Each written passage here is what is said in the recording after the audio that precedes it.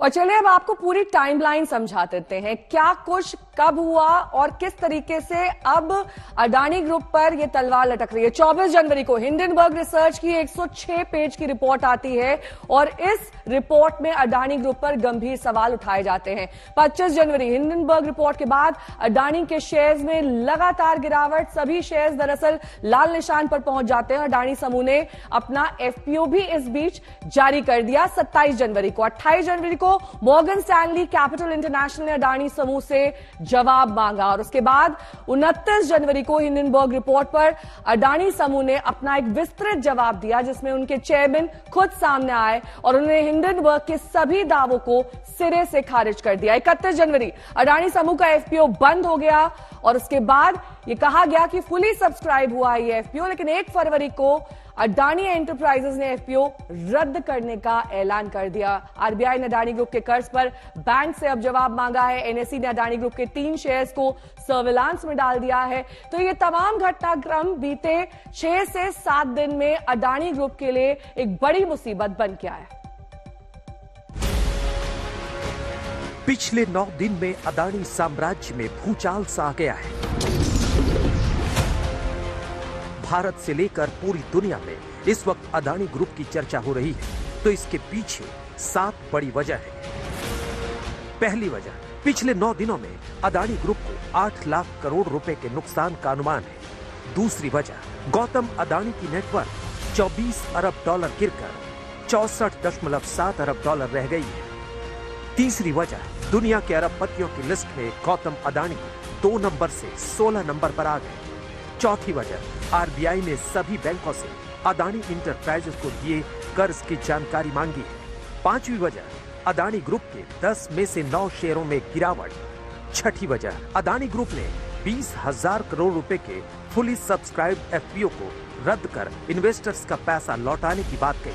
सातवीं वजह, अमेरिकी रिसर्च फर्म हिंडनबर्ग की रिपोर्ट से गौतम अडानी को लगा झटका। गौतम अडानी के साम्राज्य में यह सुनामी महज 9 दिनों में आई है। हिंडनबर्ग ने 24 जनवरी को अडानी ग्रुप को लेकर अपनी रिपोर्ट पब्लिश की थी। रिपोर्ट में दावा किया गया था कि अडानी ग्रुप दशकों से खुल्लम खुल्ला शेयरों में गड़बड़ी और अकाउंट धोखाधड़ी में शामिल रहा है।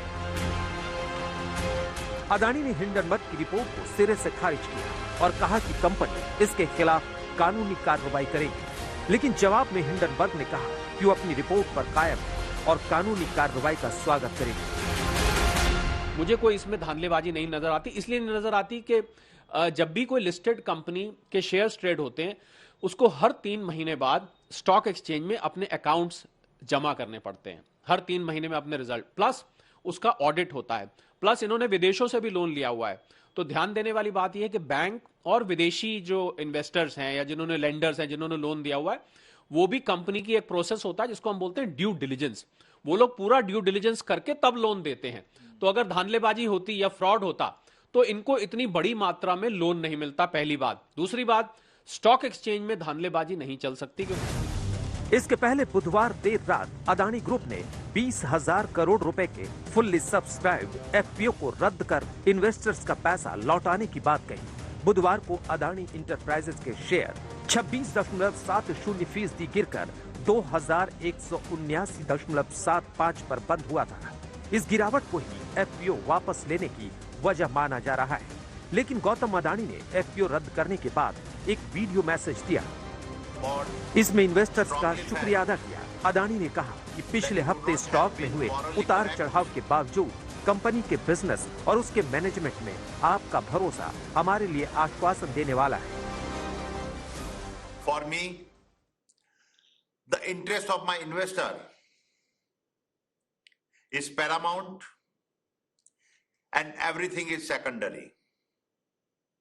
Hence, to insulate the investors from potential losses, we have withdrawn the FPO. This decision will not have any impact on our existing operations as well as our future plans. We will continue to focus on timely executions and delivery of projects.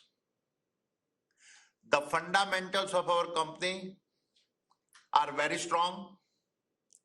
Our balance sheet is healthy and assets robust. लेकिन सच यही है कि 2023 लगता है गौतम अडानी के लिए ठीक साबित नहीं हो रहा। गौतम अडानी ने जुलाई 2022 में माइक्रोसॉफ्ट के प्रमुख बिल गेट्स को पछाड़ दिया था। पिछले साल फरवरी में गौतम अडानी ने रिलायंस समूह के प्रमुख मुकेश अंबानी को पीछे छोड़ दिया था। अडानी इसके साथ भारत के और एशिया के सबसे रईस बन गए थे।